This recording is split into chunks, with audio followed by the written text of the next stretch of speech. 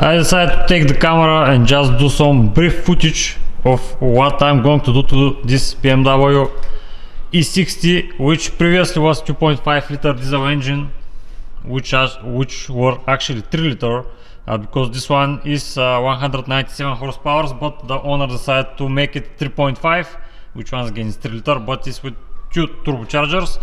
So the biggest deal which you're going to have struggle with when you're doing this swap with the cylinder head and the turbochargers and everything else is the filter housing right here, because the E60s which have single turbocharger are going to have ABS installed here, and as you can see on the 3.5 we should have a plastic housing for the air filter, which right now we are not going to be able to install it while we have this here, which actually I already removed.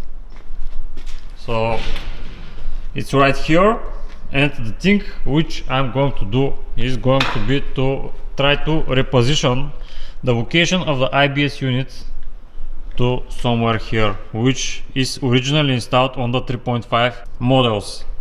So I'm not sure how I'm going to do it, because I haven't done it previously, but I'm probably going to need to figure out something. And here I have removed all the shielding of the wires for the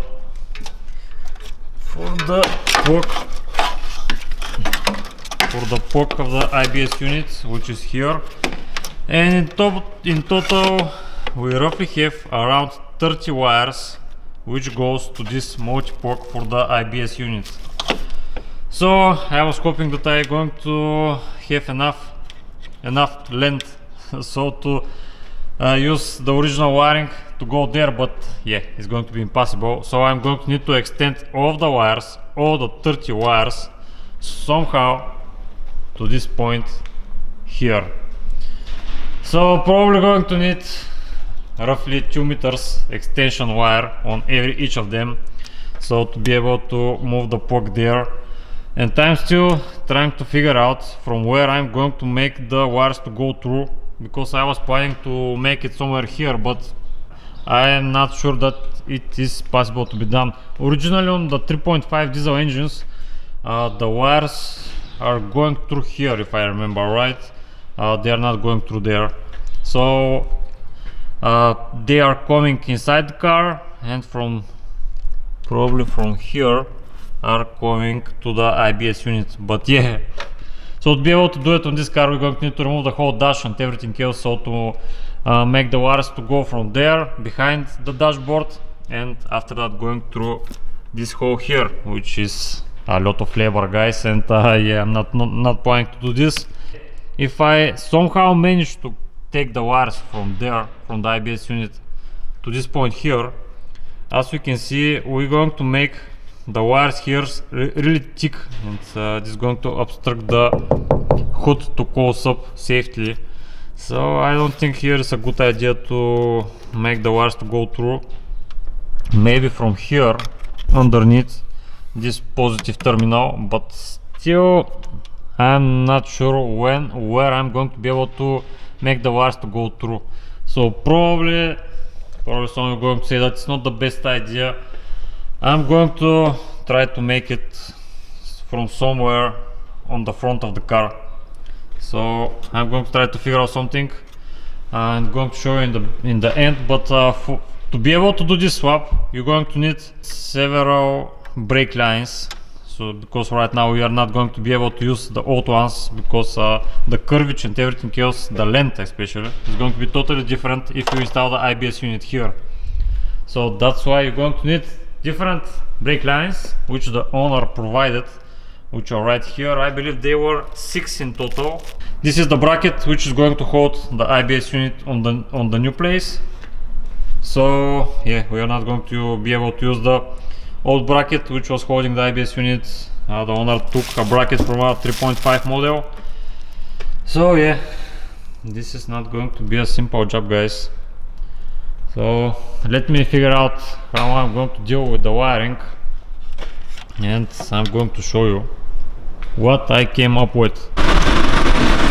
Okay, so all the wiring is soldered, and as I told you, it's going to go underneath here. Yeah, I need to arrange it, but I just going to test to see is everything soldered as it should be. So I just test fitted the ABS unit here and the POC is connected.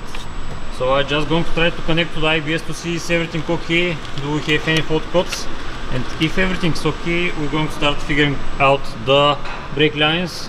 And yeah, I'm going to try to make it look a little bit better. So let's give it ignition.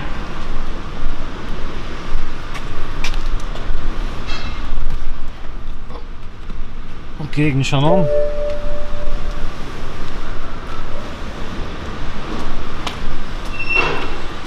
And let's see. Are we going to have communication with the ABS unit? ABS.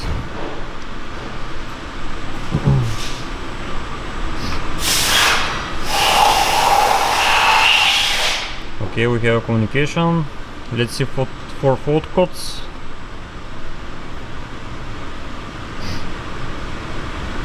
Yeah, we have brake fluid level low because we drained all of it. No engine control, reset transmitter, brake pad wear. Yeah, we have disconnected the brake pads. So it's normal to be like that. Steering cable and sensor. Yeah, we're going to need to calibrate the steering cable sensor, which is normal.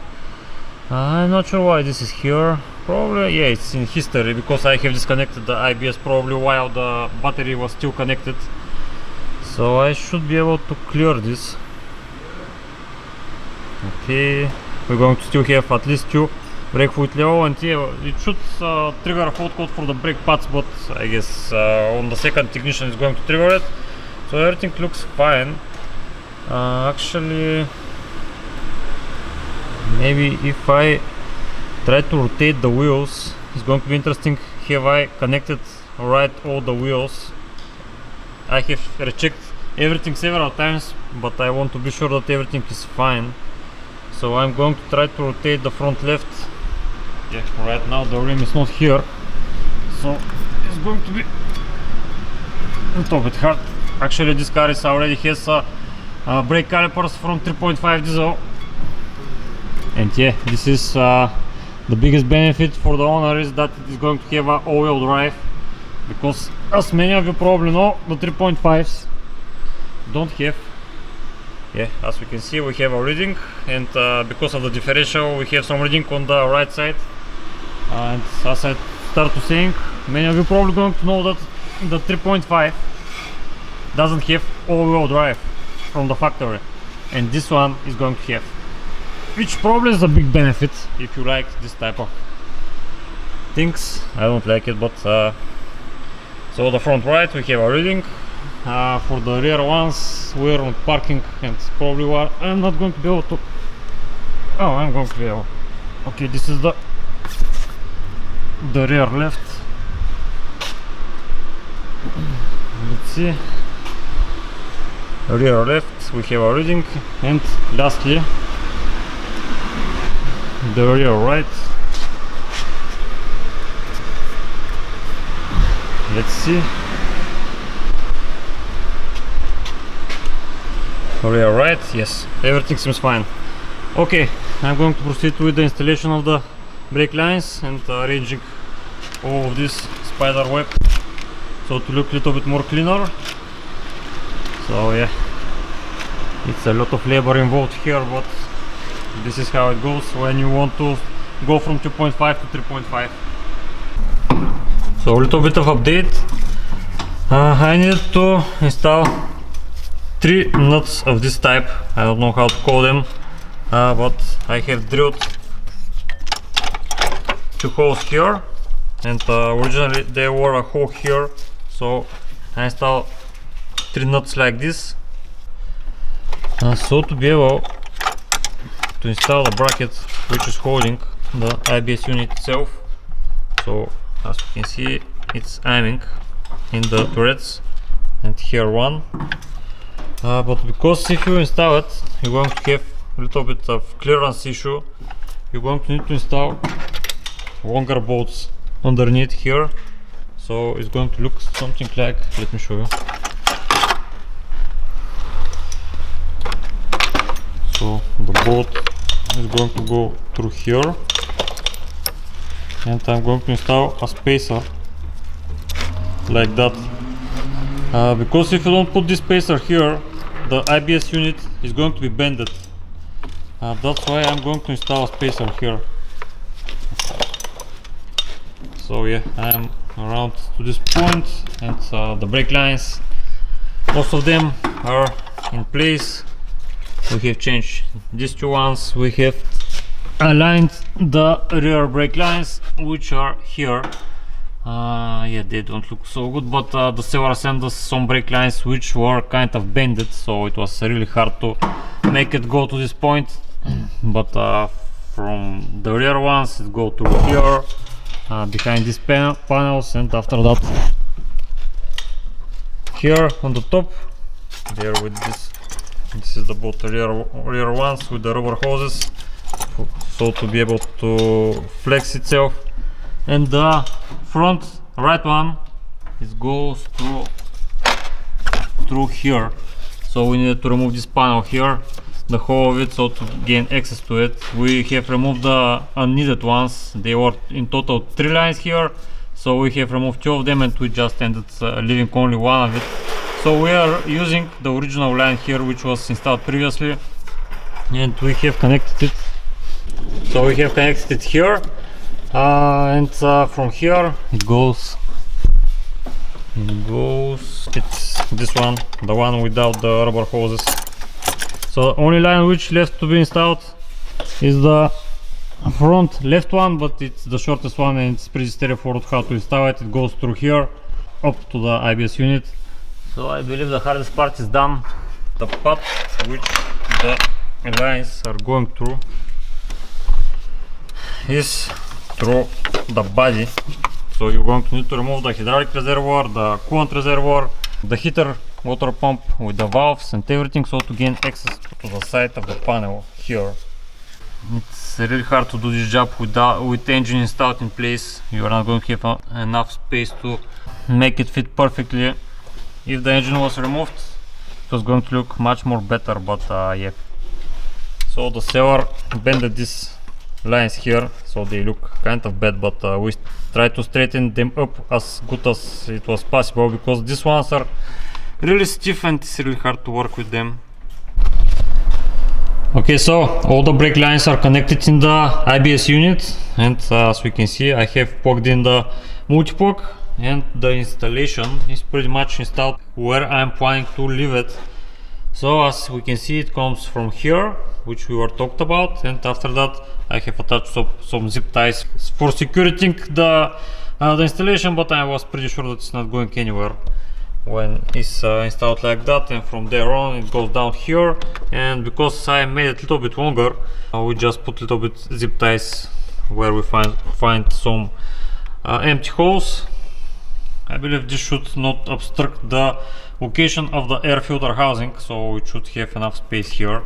So yeah, everything is assembled back together, no excessive wiring shown, everything is covered. So yeah, if I don't told you, you are not going to know that we have additional wiring here. So once again, it goes through a plug. So just to show you how it looks like below, covered down there. And you're going to see why I did not try to put the wiring from there. The main thing that I don't like, because of the heater coolant hoses, they're going to make a lot of heat here for a longer period of time. Probably is going to cause some issues, because as we know, the heat is not a good source for reliability, especially for in the wiring.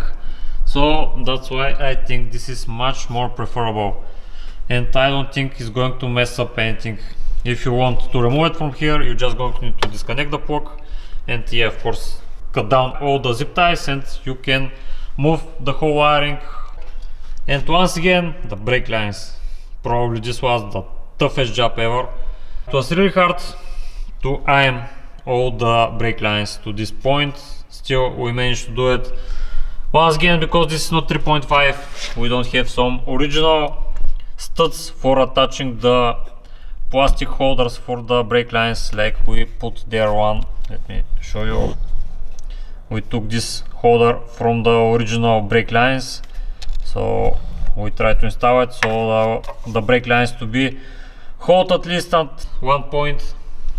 And this is from below. This is the brake line for the front right wheel, which goes once again from here and goes to the ABS unit. So yeah, pretty much everything is assembled if we are talking about the ABS. Still, we're going to need to bleed out the whole system. Okay, so I decided to do a footage on a daylight, so to show you how it looks like. As we can see, the coolant, the hydraulic reservoir, everything is assembled. I just wanted to show you the line which comes from the front right wheel. Once again, it goes through here. Hopefully you guys are going to be able to see it. Goes through here, and after that down there, and on the connection which I showed you last night. And here is the connection for the wheel itself, and down there is the joining nut. Yeah, let me zoom in. Once again, this is the original brake line which this car had. We're just reusing it, and originally this was not for the front right wheel, it was for, I don't remember for which side it was, but it works pretty good for us. So the only thing that's left is to reassemble everything back together. We have bleeded out the brake system, and the pedal feels nice. But while I was cleaning around, I saw that we have some fuel on the fuel injectors, so I'm going to replace all the O-rings for the return fuel, and hopefully it's going to fix the issue, because if it's not fixed, we're going to need to remove probably the injector number 6 and 5 and rebuild them, because there is one O-ring on the coil which is controlling the injector, and from time to time these O-rings start to leak, and you're going to need to remove the injectors and rebuild them when this happens. It's kind of rarely, but I have seen it several times. Okay guys, I have test driven the car and everything seems fine.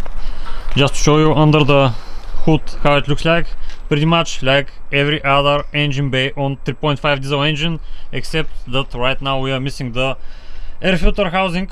So yeah, I guess the owner is going to install that, including the air mass meter, I guess. But rather than that, everything seems fine. I have driven the car, the brakes seems okay, so I guess this is going to be the end of the video. So okay guys, I'm going to end up the video here. Thank you for watching, and hopefully it was helpful for at least 10 of you guys. And yeah, see you in the next video.